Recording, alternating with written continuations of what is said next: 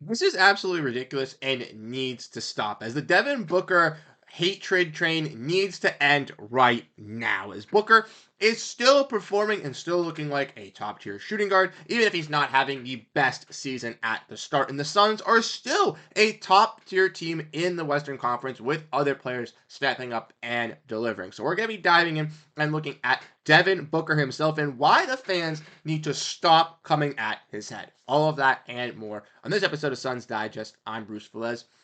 Like I said, you guys have been absolutely fantastic, showing your love and support. We're really appreciative of it on the channel, CJ and I. So keep hitting that like button and subscribe button. But without further ado, let's dive into the video at hand today. And like I mentioned in the introduction, stop the disrespect. Absolutely, just stop it. Devin Booker is one of the league's best shooting guards, if not the best shooting guard in the NBA, and he just won a gold medal, playing a fantastic role just a couple months ago. And Suns fans want to forget that and throw that all out the window just because he hasn't gone off and erupted for some 45, 50-point games so far this season. Devin Booker just 2 nights ago got a 30-point game and has been hitting some consistent shots. And it is absolutely crazy that everybody is turning this new leaf on Devin Booker and just absolutely forgetting on a player when he last night had one of the hardest jobs of all time in Suns history to take over a lead against a top-tier Sacramento Kings team without Kevin Durant, and without Bradley Beal. And that's just absolutely ridiculous. And the fact that Suns fans are going to come out and critique Devin Booker on that performance is just ridiculous. So we're going to be diving in and we're going to be looking at all of this. Like I mentioned, we want to look at this right here, courtesy of Phoenix Suns Report.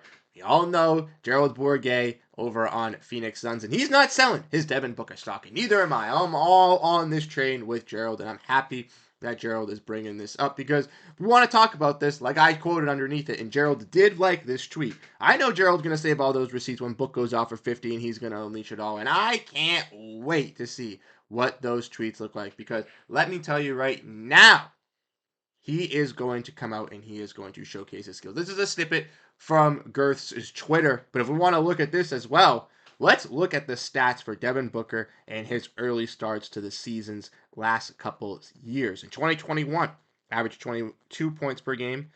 Last 21, averaged 22. In 2024, averaging around 23 and a half. So averaging more points than he is, averaging more assists, averaging less turnovers, averaging a little bit worse field goal percentage, and around the same 3-point percentage with around the same record. And this is where Devin Booker has had his best season stats as well. So in Devin Booker's best seasons that he's had for the Suns of 21 and 22, these were his MVP like years. And what's looking at these stats and looking at all of these, his stats this season are very similar to that. And if we want to look over here as well, we can look at Devin Booker stats, like I mentioned. 23 points, 23 points, 3.7 rebounds, 6.8 assists on 1.2 steals and 1.8 turnovers. 43% from the field, yes. A little bit lackluster shooting from the three-point range. 34% so far, but it is going to be A-okay for our main man Book here, as I feel confident that he's going to be able to bounce back and deliver for this Suns team. And like I mentioned, in last night's contest, we want to see a picture of Devin Booker getting contested. This is what he was going up against versus that Sacramento Kings team. Yeah, the Sacramento Kings might not have the best defensive team. Yeah, they might be ranked one of the worst three-point shooting teams. And the Suns, being a beneficial three-point shooting team, should have been able to shoot at the shots lights out and be able to beat a squad in Sacramento. But unfortunately, it just did not happen. We saw without Kevin Durant last time, this Suns team go on a gauntlet versus the Kings and bring it to overtime. So without Durant and without Bradley Beal this time, it was expected that it would be a loss. And you can't overreact on it. You can't freak out about it. It was going to be a loss going into the game. We did see some nice things in this game itself, from improvements from Josh Okogie, a player that looked like he would be a trade candidate going into that game, having the worst plus minus on the Suns by a long shot at minus 13, looked dominant and was the Suns' leading scorer and got a career high in offensive rebounds in the Suns' loss last night. Playing alongside Ryan Dunn, Oso Ighodaro, looked pretty solid as well. And Devin Booker, let's not forget, just the night previous, not even just not last night, but the night previous, went off for 30 points versus the Utah Jazz. Like I said, last night, maybe not the greatest performance offensively.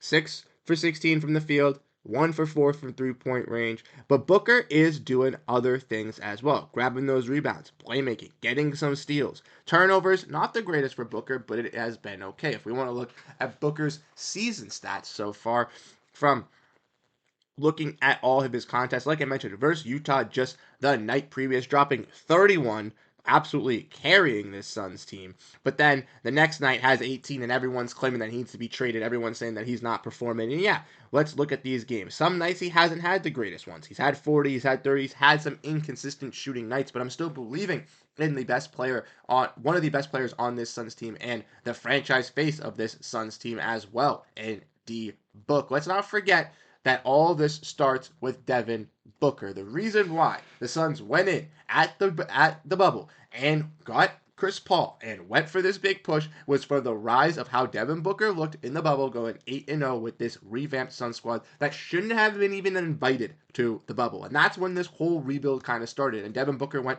from that underrated shooting guard to then that most overvalued player to that one that fans were critiquing when the Suns were at top of the West. And now that the Suns have kind of fallen back a little bit, and after last season's disgrace of fans kind of counting them out, Devin Booker has this underrated status once again. And Suns fans still want to capitalize and still want to harsh on the fact that he is not the fit, he is not working out, he's not going to be that guy. But I am all against that. I say keep your Devin Booker stock exactly like Girth has been saying. Keep that stock and keep believing in your superstar in Devin Booker, because I'm telling you, when he goes off of 45, when he goes off of 50, when he has those nights, when Durant and Beal are back healthy, you are going to look at this man and realize you are wrong counting him out. And I can't wait till we get to that day.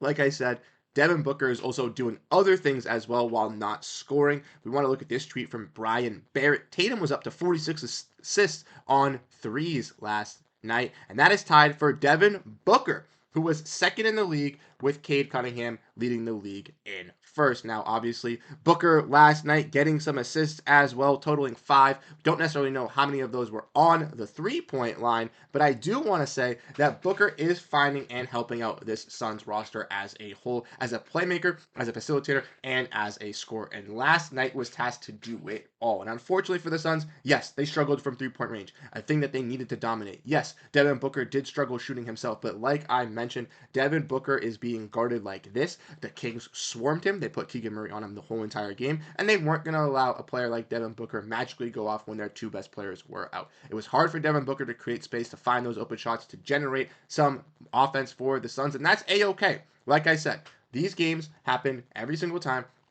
We're not going to win all of them. As long as the Suns look solid, had some bright spots, had some bright pieces like Okogie and Ryan Nunn, really showcased their skills, that's all that it matters. And Bol finally got his run with this Suns team as well, getting 1,000 career points. Very, very special for Bol. But let me know what you guys think down below in the comment section. Are you guys sold on Devin Booker? Are you guys still believing? Or are you guys counting him out? I think it's absolutely ridiculous to count out Devin Booker at this very moment, but some fans are doing it, so we have to break it down. We have to discuss it. But let me know your guys' thoughts down below in the comment section. Once again, you guys have been absolutely fantastic at showing your love and support over on the Suns Digest, and we've been really, really appreciative of all of that. So thank you guys so much for keeping it up and supporting. Once again, I'm Bruce Veliz. Thank you guys so much for tuning in, and have a great rest of your day. Peace out, and go Phoenix Suns.